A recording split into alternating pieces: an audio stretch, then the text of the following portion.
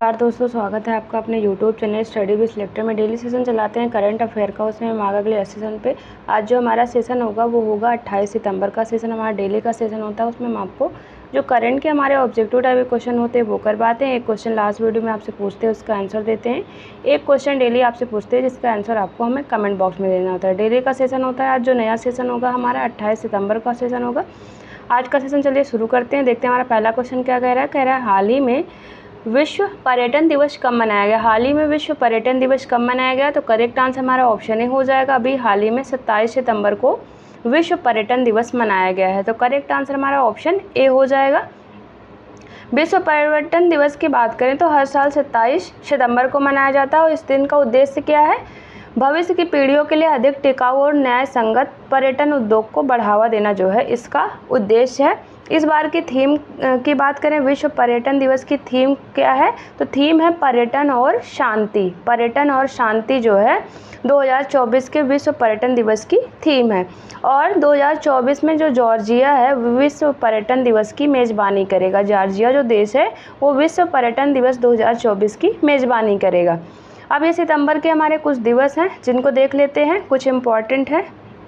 जैसे विश्व बांस दिवस 18 सितंबर को मनाया जाता है। विश्व गैंडा दिवस मनाया जाता है 22 सितंबर को। विश्व अल्जाइमर दिवस 21 सितंबर को। अंतर्राष्ट्रीय जो सांकेतिक भाषा दिवस है वो मनाया जाता है कब, 22 सितंबर को मनाया जाता है। और विश्व फार्मासिस्ट दिवस 25 सितंबर को। राष्ट्रीय इंजीनियरिंग दिवस मनाया जाता है 15 सितंबर को। राष्ट्रीय हिंदी दिवस 14 सितंबर को। राष्ट्रीय शिक्षक दिवस 5 सितंबर को और विश्व नारियल दिवस मनाया जाता है 2 सितंबर को। ये हमारे कुछ दिवस थे इंपॉर्टेंट। आगे बढ़ते हैं। अगला क्वेश्चन कह रहा है, हाल ही में कौन सा देश भारत से हथियारों का सबसे बड़ा आयातक देश बन गया है। मतलब भारत से जो सबसे ज़्यादा हथियार आयात कर रहा है वो कौन सा देश बना है। हमारा करेक्ट आंसर क्या हो जाएगा, ऑप्शन बी, आर्मेनिया जो है वो भारत से सबसे ज़्यादा हथियार आयात करने वाला देश बन गया है। आर्मेनिया की बात करें तो राजधानी यहाँ की एरेवान है। यहाँ की राजधानी एरेवान और यहाँ की मुद्रा क्या है, द्राम यहाँ की मुद्रा है। सूडान की बात कर लेते हैं तो सूडान की राजधानी खार्तूम और यहाँ की मुद्रा है सूडानी पाउंड। ओमान की बात करें, राजधानी मस्कट और मुद्रा यहाँ की ओमानी रियाल है। अफगानिस्तान की राजधानी काबुल और मुद्रा यहाँ की है अफगानी। पश्चिम एशिया और यूरोप के काकेकस क्षेत्र में स्थित पहाड़ी देश, कहाँ पर ये स्थित है, पश्चिम एशिया और यूरोप के जो काकेसस क्षेत्र है वहाँ पर स्थित ये एक पहाड़ी देश है आर्मेनिया। वो भारत से हथियार खरीदने का सबसे बड़ा आयातक बन गया है। आर्मेनिया ने भारत से Pinaka multiple launch rocket system जो है और आकाश एंटी एयरक्राफ्ट सिस्टम है, हावित्जर एंटी टैंक रॉकेट और एंटी ड्रोन उपकरण और गोला बारूद की खरीद की है। तो भारत से सबसे ज़्यादा हथियार खरीदने वाला देश कौन सा बन गया, आर्मेनिया बन गया है। आगे देखते हैं। अगला क्वेश्चन हमारा कह रहा है, हाल ही में किस शहर ने छात्रों के स्मार्टफोन पर प्रतिबंध लगाने का कानून बनाया है। किस शहर ने जो है छात्रों के स्मार्टफोन पर प्रतिबंध लगाने का कानून बनाया। हमारा करेक्ट आंसर क्या हो जाएगा, ऑप्शन बी हो जाएगा, ऑप्शन सी। जो अमेरिका का राज्य है कैलिफोर्निया, उसने अभी हाल ही में छात्रों के स्मार्टफोन पर प्रतिबंध लगाने का कानून बनाया है। तो करेक्ट आंसर हमारा क्या हो जाएगा, ऑप्शन सी हो जाएगा, कैलिफोर्निया। बात करें तो अमेरिका के सबसे बड़े राज्यों में से एक कैलिफोर्निया ने कानून बना दिया जिसके जरिए अब क्लासरूम में स्मार्टफोन लाने पर पाबंदी लगाई जाएगी। कैलिफोर्निया के गवर्नर जिनका नाम क्या है, गेविन न्यूसोम, ने एक विधेयक पर हस्ताक्षर किए हैं जिसके तहत जो स्कूल हैं वो जो स्मार्टफोन है उनका जो है यूज करने का एक लिमिट तय करेगा या उनको बैन किया जाएगा। अमेरिका के 13 राज्य जो हैं इससे पहले वो फ़ोन पर बैन लगा चुके हैं और फ्लोरिडा वो पहला राज्य था जिसने 2023 में क्लासरूम में मोबाइल लाने पर प्रतिबंध लगाया था। मतलब अमेरिका का फ्लोरिडा राज्य पहला था जिसने बैन लगाया था और अभी तक 13 से अधिक राज्यों ने बैन लगा दिया है मोबाइल फ़ोन ले जाने में क्लासरूम में। आगे बढ़ते हैं। अगला क्वेश्चन हमारा कह रहा है, हाल ही में किस केंद्रीय मंत्री ने वेब पोर्टल और परिधि 24x25 और AI टैक्सोनॉमी ई बुक शुभारंभ किया है। जो वेब पोर्टल है परिधि 24x7 और AI टैक्सोनॉमी ई बुक है उसका शुभारंभ किसने किया है। हमारा करेक्ट आंसर ऑप्शन सी हो जाएगा, जो हमारे केंद्रीय कपड़ा मंत्री हैं गिरिराज सिंह, उन्होंने अभी हाल ही में जो वेब पोर्टल परी 24x25 और AI टैक्सोनॉमी जो ई बुक है उसका भी हाल ही में शुभारंभ किया है। तो करेक्ट आंसर ऑप्शन सी हो जाएगा। बात करें तो केंद्रीय कपड़ा मंत्री गिरिराज सिंह ने केंद्रीय विदेश और कपड़ा राज्य मंत्री पवित्रा मार्गरेटा के साथ मिलकर भारत विशिष्ट फैशन ट्रेड बुक परिधि 24x7 NXTC का द्विभाषी वेब पोर्टल और AI टैक्सोनॉमी ई बुक लॉन्च किया है। तो अभी हाल ही में हमारे केंद्रीय कपड़ा मंत्री गिरिराज सिंह के द्वारा ये लॉन्च किया गया है। आगे बढ़ते हैं, अगला क्वेश्चन कह रहा है हाल ही में किस राज्य में मेधावी छात्रों को समर्थन प्रदान करने के लिए CM साथी योजना शुरू की गई है। किस राज्य में जो है मेधावी छात्रों को समर्थन प्रदान करने के लिए CM साथ योजना शुरू की गई है। हमारा करेक्ट आंसर ऑप्शन डी हो जाएगा। त्रिपुरा राज्य में अभी हाल ही में CM साथ योजना की शुरुआत की गई है। त्रिपुरा की बात करें तो राजधानी यहाँ की अगरतला और यहाँ की स्थापना दिवस है 21 जनवरी 1972 यहाँ का स्थापना दिवस है। यहाँ के जो गवर्नर है इंद्रसेना रेड्डी नल्लू और यहाँ के CM है मणिक शाह, यहाँ के CM का नाम है। बात करें तो त्रिपुरा सरकार ने हाल ही में राज्य के छात्रों के लिए CM साथ योजना की शुरुआत की है। इस योजना के तहत माध्यमिक और जो उच्चतर माध्यमिक परीक्षाओं में शीर्ष 100 छात्रों को 5,000 रुपये का मासिक वजीफा दिया जाएगा। मतलब एक वजीफा है जो माध्यमिक और उच्चतर माध्यमिक परीक्षाओं में शीर्ष 100 छात्र होंगे उनको 5,000 रुपये का मासिक वजीफा दिया जाएगा। और 2 वर्षों में यह योजना 100 माध्यमिक टॉपर्स और 3 वर्षों में 100 उच्चतर माध्यमिक जो टॉपर हैं उनको समर्थन करेगी। तो त्रिपुरा गवर्नमेंट के द्वारा भी हाल ही में इसकी शुरुआत की गई है। अगला क्वेश्चन कह रहा है हाल ही में किसने IBSF world 6 red snooker championship जीती है। किसके द्वारा IBSF world 6 red snooker championship जीती गई है। करेक्ट आंसर हमारा ऑप्शन सी हो जाएगा। कमल चावला जो है उनके द्वारा अभी हाल ही में IBSF world 6 red snooker champions जो है वो जीती गई है। करेक्ट आंसर हमारा ऑप्शन सी हो गया। बात करें तो भारतीय खिलाड़ी कमल चावला ने उलान बटोर मंगोलिया यानी इसका आयोजन कहाँ पर किया गया, मंगोलिया की जो राजधानी उलान बटोर वहाँ पर इसका आयोजन किया गया है। वहाँ पर IBSF विश्व पुरुष 6 रेड जो स्नूकर चैंपियनशिप है उसके फाइनल में किसको हराया है, पाकिस्तान के असजाद इकबाल को हराकर उन्होंने IBSF विश्व रेड जो है 6 रेड का खिताब अपने नाम किया है। बात करें तो भारत के जो मलकीत सिंह हैं, विद्या पिल्लाई और कीर्तना पांडियन के साथ माध्यम से 3 और कांस्य पदक मिल चुके हैं। मतलब भारत ने अभी तक टोटल 4 पदक जीते जिसमें कमल चावला ने गोल्ड मेडल जीता है और मलकीत सिंह, विद्या पिल्लाई और कीर्तन पांडियन ने कांस्य पदक अपने नाम किया है। आगे बढ़ते हैं, अगला क्वेश्चन कह रहा है हाल ही में किसे वायुसेना का अगला उप प्रमुख नियुक्त किया गया है। वायुसेना का अगला उप प्रमुख किसे नियुक्त किया गया। करेक्ट आंसर हमारा ऑप्शन बी हो जाएगा। अभी हाल ही में PS धारकर को वायुसेना का अगला उप प्रमुख नियुक्त किया गया है। करेक्ट आंसर हमारा ऑप्शन बी हो जाएगा। एयर चीफ मार्शल जो हैं एयर मार्शल SP धारकर को अगले उप वायुसेना अध्यक्ष के रूप में नियुक्त किया गया है क्योंकि वो स्थान किसका लेंगे, एयर मार्शल AP सिंह जो हैं अमरप्रीत सिंह का स्थान लेंगे जो अभी हाल ही में वायुसेना के प्रमुख बने हैं। वायुसेना के प्रमुख बने हैं अमरप्रीत सिंह, उनका स्थान ले लिया है अब SP धारकर ने जो अभी हाल ही में उप वायुसेना अध्यक्ष बन गए हैं एयरफोर्स के। आगे देखते हैं, अगला क्वेश्चन कह रहा है हाल ही में S&P ग्लोबल रेटिंग ने वित्त वर्ष 2024-25 के लिए भारत की GDP वृद्धि दर कितने रहने का अनुमान लगाया है 2024-25 के लिए। करेक्ट आंसर हमारा ऑप्शन बी हो जाएगा। S&P जो ग्लोबल रेटिंग है उसने भारत की GDP ग्रोथ जो है 2024-25 के लिए 6.8% रहने का अनुमान लगाया है। तो करेक्ट आंसर हमारा ऑप्शन बी हो जाएगा। बात करें S&P ग्लोबल रेटिंग्स ने चालू वित्त वर्ष 2024-25 के लिए भारत की वृद्धि अनुमान जो है 6.8 पर बनाए रखा है। एशिया प्रशांत के आर्थिक परिदृश्य में S&P ग्लोबल रेटिंग ने वित्त वर्ष 25-26 की बात करें तो 25-26 के लिए जो GDP ग्रोथ है भारत की वो 6.9% पर बरकरार रखी है और 24-25 के लिए 6.8% रखी है।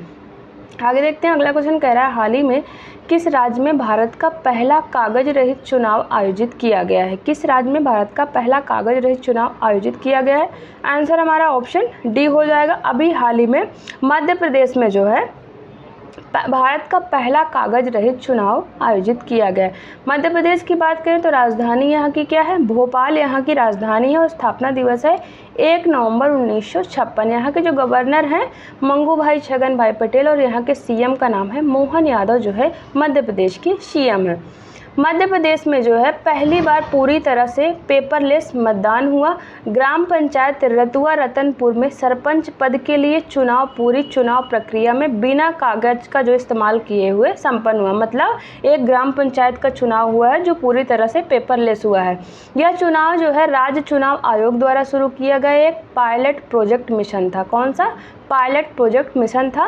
राज्य चुनाव की बात करें तो राज्य चुनाव आयोग राज्य में पंचायत और नगरीय निकाय चुनाव कराता है जिसका कार्यालय पहले से ही पेपरलेस हो चुका है। अब बात करें तो इस प्रक्रिया में होता क्या है, तो इस प्रक्रिया में मतदाता की पहचान और हस्ताक्षर जो है अंगूठे के निशान के जरिए उनके वोट की रिकॉर्डिंग इलेक्ट्रॉनिक तरीके से की जाती है। मतलब जो फिंगरप्रिंट है उनका इलेक्ट्रॉनिक तरीके से लिया जाता है। अंगूठे जैसे होता है कि नॉर्मल जो चुनाव होते हैं उसमें अंगूठा लगाया जाता है, इसमें सारा इलेक्ट्रॉनिक तरीके से चुनाव कराया गया है एमपी में।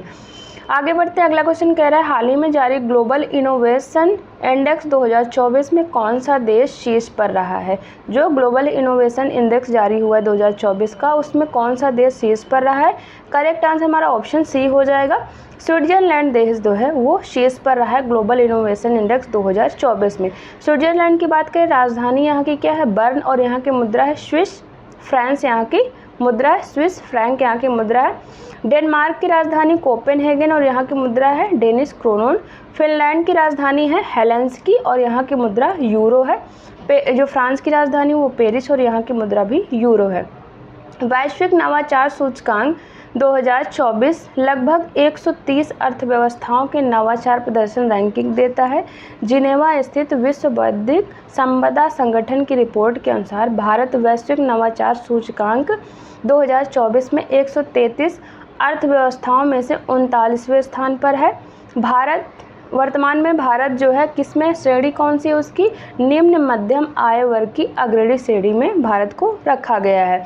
और इसमें जो पहले स्थान पे कौन है, स्विट्जरलैंड है, फिर स्वीडन है, फिर संयुक्त राज्य अमेरिका, सिंगापुर और यूनाइटेड किंगडम जो है ये टॉप इसके 5 कंट्री है। अब भारत की रैंक क्या है, 39वीं भारत की रैंक है इसमें। आगे बढ़ते हैं, अगला क्वेश्चन कह रहा है हाल ही में नेशनल सुपर कंप्यूटिंग मिशन के तहत बनाए गए किस सुपर कंप्यूटर को लॉन्च किया गया है। जो नेशनल सुपर कंप्यूटिंग मिशन के जरिए बनाए गए हैं, किस सुपर कंप्यूटर को लॉन्च किया गया है। हमारा करेक्ट आंसर ऑप्शन सी हो जाएगा। परम रुद्र जो सुपर कंप्यूटर हैं उनकी एक श्रृंखला अभी हाल ही में नेशनल सुपर कंप्यूटिंग मिशन के तहत लॉन्च किए गए। तो करेक्ट आंसर हमारा ऑप्शन सी हो गया। प्रधानमंत्री नरेंद्र मोदी ने राष्ट्रीय सुपर कंप्यूटिंग मिशन के तहत स्वदेशी रूप से विकसित 3 परम रुद्र सुपर कंप्यूटर जो है लॉन्च किए हैं। कितने? 3 कंप्यूटर लॉन्च किए हैं। 130 करोड़ रुपए की लागत से बने इन सुपर कंप्यूटरों को जो अग्रणी वैज्ञानिक अनुसंधान सुविधाओं के लिए कहाँ पर, पुणे पर, दिल्ली और कोलकाता में तैनात किया जाएगा। 3 सुपर कंप्यूटर हैं रुद्र सुपर कंप्यूटर, इनको कहाँ पर तैनात किया जाएगा, पुणे में, दिल्ली में और कोलकाता में इनको तैनात किया जाएगा। आगे देखते हैं, अगला क्वेश्चन कह रहा है हाल ही में उपराष्ट्रपति जगदीप धनखड़ ने उत्तर प्रदेश के किस शहर में उत्तर प्रदेश अंतर्राष्ट्रीय व्यापार मेला 2024 का उद्घाटन किया है। करेक्ट आंसर हमारा ऑप्शन सी हो जाएगा। ग्रेटर नोएडा में अभी हाल ही में उत्तर प्रदेश अंतर्राष्ट्रीय व्यापार मेला 2024 का उद्घाटन जो हमारे उपराष्ट्रपति जगदीप धनखड़ उनके द्वारा किया गया है।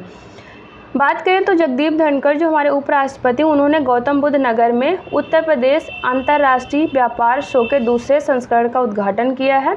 5 दिवस तक ये चलेगा और इसका समापन कब होगा, 29 सितंबर को इसका समापन होगा। और इसमें जो है उत्तर प्रदेश व्यापार और संस्कृति को जो है इसमें प्रदर्शित किया जाएगा और इसमें भागीदार के रूप में वियतनाम देश को शामिल किया गया है। वियतनाम जो देश है इसको भागीदार देश के रूप में शामिल किया गया है। अगला क्वेश्चन कह रहा है हाल ही में किसे Asian organization of supreme audit institution यानी ASAI का चेयरमैन नियुक्त किया गया है। हमारा करेक्ट आंसर क्या हो जाएगा, ऑप्शन बी। गिरीश चंद्र मुर्मू जो हमारे CAG हैं यानी control and audit general of India है CAG, उनको अभी हाल ही में Asian organization of supreme audit institution जो है उसका चेयरमैन नियुक्त किया गया है। तो करेक्ट आंसर हमारा ऑप्शन बी हो जाएगा गिरीश चंद्र मुर्मू। बात करें तो भारत के नियंत्रक एवं महालेखा परीक्षक यानी CAG जिसको बोलते हैं गिरीश चंद्र मुर्मू को 2024 से 27 के कार्यकाल के लिए एशियाई सर्वोच्च लेखा परीक्षा संस्थानों के संगठन यानी ASOSAI का अध्यक्ष नियुक्त किया गया है। ASOSAI की बात करें तो ये क्या है, तो ये जो है एशिया भर के 48 सर्वोच्च लेखा परीक्षा संस्थाओं का एक समूह है। यह इस बात पर ध्यान केंद्रित करता है कि सरकारें सार्वजनिक रूप से जो व्यय का लेखा परीक्षण कैसे करती है और पारदर्शिता और जवाबदेही सुनिश्चित, मतलब जो सरकार का जो खर्चा होता है आय व्यय उसकी पूरी जानकारी रखना जो है इसका काम होता है। और ये जो है एशिया भर से 48 सर्वोच्च लेखा परीक्षा संस्थाओं का एक समूह है जिसका भी हाल ही में चेयरमैन नियुक्त किया गया है जो भारत के CAG हैं गिरीश चंद्र मुर्मू को। अब बात कर लें भारत के नियंत्रक एवं महालेखा परीक्षक के बारे में, थोड़ी सी जानकारी ले लेते हैं CAG के बारे में। तो भारत में CAG की स्थापना 1860 में हुई थी और यह भारतीय संविधान के अनुच्छेद 148 के तहत काम करता है। मतलब किसमें CAG का वर्णन है 148वें अनुच्छेद में। CAG का मुख्य काम जवाबदेही सुनिश्चित करने के लिए केंद्र और राज्य सरकार दोनों स्तरों पर सरकारी खर्च का ऑडिट करना, मतलब जो सरकारी खर्चे होते हैं उनका पूरा आय व्यय का विवरण करना जो है CAG का मुख्य काम होता है। भारत के राष्ट्रपति के द्वारा इनको 6 साल के लिए नियुक्त किया जाता है और इनकी रिपोर्ट जो है वो संसद और राज्य के विधानसभाओं में सौंपी जाती है। CAG यह सुनिश्चित करने में महत्वपूर्ण भूमिका निभाता है कि सार्वजनिक धन का सही तरीके से उपयोग किया जाए, मतलब जो धन खर्च किया जा रहा है उसका उपयोग सही से किया जाए। और ये अपनी रिपोर्ट संसद में देता है और राज्य विधानसभा जो वहाँ पर अपनी रिपोर्ट प्रदर्शित करता है। आगे बढ़ते हैं, अगला क्वेश्चन कह रहा है हाल ही में अमेरिका ने किस देश का वीज़ा फ्री कर दिया। अमेरिका ने किस देश का वीज़ा फ्री कर दिया, मतलब अमेरिका में कौन सा देश जो है के लोग हैं बिना वीज़ा के जा सकते हैं। करेक्ट आंसर हमारा ऑप्शन डी हो जाएगा। कतर के नागरिकों के लिए अभी हाल ही में अमेरिका ने वीज़ा फ्री कर दिया है। कतर की बात कर लेते तो राजधानी यहाँ की क्या है, दोहा यहाँ की राजधानी और यहाँ की मुद्रा है रियाल, यहाँ की मुद्रा है। भारत की राजधानी नई दिल्ली, मुद्रा यहाँ की रुपया। पाकिस्तान की राजधानी इस्लामाबाद और यहाँ की मुद्रा है पाकिस्तानी रुपया। यूक्रेन की राजधानी कीव और यहाँ की मुद्रा है रिबनिया। संयुक्त राज्य अमेरिका ने घोषणा की है कि कतर अमेरिका वीज़ा छूट कार्यक्रम में शामिल होने वाला पहला खाड़ी देश बन गया है। पहला खाड़ी देश बना है कतर जिसको अमेरिका ने वीज़ा छूट प्रदान किया है, जिसके तहत जो कतर के नागरिक होंगे वो 90 दिनों तक वीज़ा मुक्त यात्रा अमेरिका की कर सकेंगे। कतर के नागरिक इसके लिए 1 दिसंबर से आवेदन कर सकेंगे। और बात करें तो कतर जो है अमेरिका वीज़ा छूट कार्यक्रम का 42वां सदस्य है, जो कभी कभी मतलब कुछ देश इसमें शामिल किए जाते हैं। क्रोएशिया 2021 में जोड़ा गया था। पिछले साल इजराइल भी इसमें शामिल हुआ, यानी क्रोएशिया 2021 में शामिल हुआ और 2023 में इजराइल को भी अमेरिका वीज़ा छूट जो है कार्यक्रम उसमें शामिल किया गया और कतर पहला खाड़ी देश बन गया जिसको अमेरिका ने वीज़ा फ्री अभी हाल ही कार्यक्रम में अपने शामिल किया है। अगला क्वेश्चन देखते हैं, कह रहा है हाल ही में किसे ICC life time achievement award 2023 से सम्मानित किया गया है। हमारा करेक्ट आंसर क्या हो जाएगा, ऑप्शन ए हो जाएगा। अभी हाल ही में दीपक सी मेहता को ICC life time achievement award 2023 से सम्मानित किया गया। करेक्ट आंसर ऑप्शन ए हो जाएगा।